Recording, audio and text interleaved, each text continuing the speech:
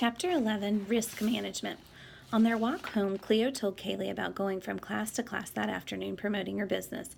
Lexi Lewis looked like she was going to vomit the whole time I was talking. Was she sick? Josh lagged behind, banging his lunchbox against every street sign and lamppost. Cleo threw her hands up in the air. Why won't she just leave me alone already? Kaylee looked sympathetic, but she had nothing to say. If only I hadn't been chosen to be her welcome ambassador when she came to New Heights last year. Yeah, I don't think she's liked you much since that first day when you accidentally knocked a tray of spaghetti into her lap. Cleo grimaced. She was wearing brand new white jeans. Who wears white jeans? Lexi Lewis, that was who. I think she's just jealous that people like you, and they don't really like her. Cleo thought about that. Could Lexi Lewis actually be jealous of her? It seemed impossible, but Kaylee made a good point. Was there anything to like about Lexi? They reached Cleo's house. See you tomorrow. You'll have your camera, right? Kaylee had agreed to bring the super nice camera her dad had bought her on her last visit. It could record videos as well as take pictures. Sure. See you tomorrow. Kaylee kept walking. Cleo turned to her brother. I need to borrow your Nerf gun. Why? For my business, of course. What are you going to give me? She crossed her arms. Give you? I gave you the Nerf gun. Only part of it. His lips pursed. He made a clicking sound with his tongue against his teeth. I'll rent it to you for $1. Rent? When had her brother become such a business shark? An idea sprang into her mind. I know. I'll let you be in a picture with everyone who gets a tooth out, since you're the star of the video. That might be worth something, she thought, getting to take a picture with the kid on YouTube. He smiled.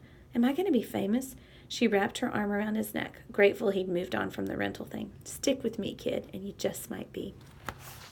She rolled out her business over dinner, telling her parents all about going around the school to promote it and how she would use the same methods she had on Josh, and her plans to give 20% of the profits to Horizon Home. The only thing she left out was the one tiny detail of her and Josh being on YouTube, and the fact that she'd used the tablet without permission to film themselves. She couldn't tell them again. Not yet. Mom might shut down her business again, and Cleo couldn't risk that. Practically the whole school knew about it.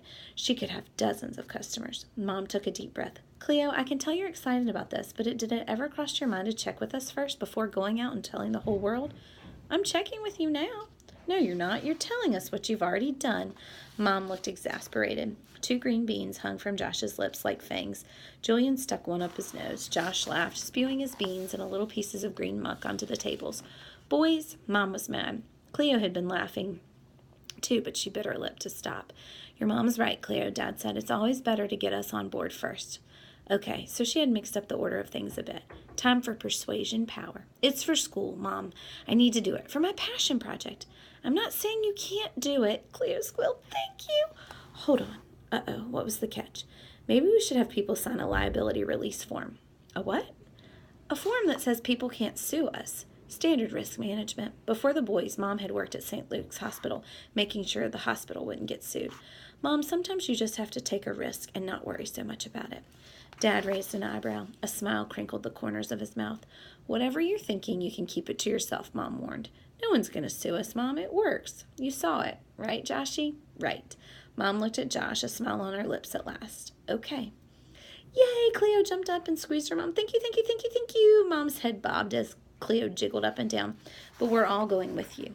Cleo didn't protest. Mom had said yes. I have a soccer game, remember, Dad said?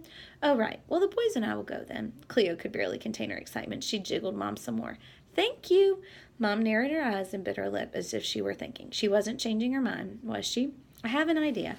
She went to the kitchen and brought back a big baggie full of the lumpy cookies from the day before. They looked like something from the Natural History Museum, like plasticized armadillo poo. What would you think about doing a little test marketing for me? You can hand them out to your customers. Cleo eyed the cookies. Are they any good? That's what I want to find out, Mom said again. Since you think I need to take more risk, she held out the bag. Want to try one? That's a risk I'm not sure I'm ready for, Cleo said. Dad stifled a laugh. Mom shook the bag. Come on, they're breakfast cookies. Cookies for breakfast? Mom was working some persuasion power of her own. Now that's a great idea, Cleo nodded in approval. But they still have to taste good. Barkley barked from his spot under the table. He didn't bother standing up. Sorry, Barkley, not for you, Mom said and pulled out a cookie. Josh grabbed it. Me too, JJ shouted. Ew, Josh's nose wrinkled. They stink. He dropped the cookie back in the bag. As I was saying, Cleo crossed her arms. Josh, Mom fished it out again. You can't touch it and put it back in. Mom tipped the bag toward Dad. He raised a hand and shook his head. I'm pretty full from dinner. Thanks. Cleo sniffed the cookies. They smelled like something familiar. Black licorice, maybe? What's in them, she asked. Mom ticked off the ingredients on her fingers. Let's see. Amaranth flour, oats, organic, cage-free, eggs, prune juice. Prune juice? Josh stuck out his tongue. Yuck. He and Jay ran from the room. Dad started clearing the table. Mom continued listing ingredients. Dried apples, cinnamon, anise. What's that? A seed that tastes like licorice. And smells like it, too, Cleo said. She pinched her nose.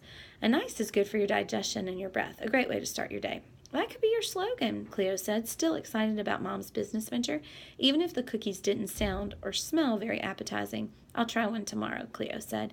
Her stomach was feeling a little shaky, although she wasn't about to mention that to Mom. She didn't want Mom to have any reason to keep her home on business's launch day. Mom shrugged. Suit yourself. She zipped up the baggie. I'll need your help with a name for them. You're good at that, and let's keep working on a slogan.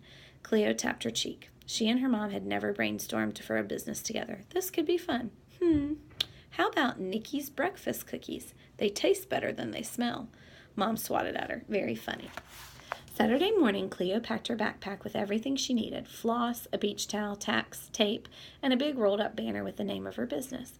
The only thing missing was her extractor extraordinaire. She went to find it. Mom came out of the boys' room. Her hair looked like a raccoon nest. Dark shadows circled her eyes. Julian's sick, she said. I've been up with him all night. Sorry, honey, but there's no way we're going to the park. Josh came bounding up the stairs. Chocolate chip pancakes are ready, but don't give any to JJ. I don't want to see what that looks like coming back up. Cleo ignored her brother's grossness. Can Josh and I still go? By yourselves? Mom shook her head. No, I don't think so. She headed toward the stairs. Cleo followed on her heels. What, Mom? I have to go. Customers will be expecting me. If I don't show, I'll lose people's trust. We'll just be at the park. It's not that far away. She was not giving up. I'll take your cell phone. I'll wash the dishes for a month. We're test marketing your cookies, remember? I want to go, Josh cried. Emilio's coming. Dad held out a huge platter of pancakes. Breakfast is served. Dad, can you come over to the park with us? Get your assistant to cover for you? I can't bail on my team, but we could head there as soon as the game is over. He walked out in the kitchen with the platter. Cleo trailed him to the table. What time would that be? I don't know, maybe 11:30? My flyer says I'll be there from 10 to 2. This was horrible. Sit down and start eating. Everyone thinks better when their blood sugar's level. He pulled Mom into the kitchen. They came back a minute later.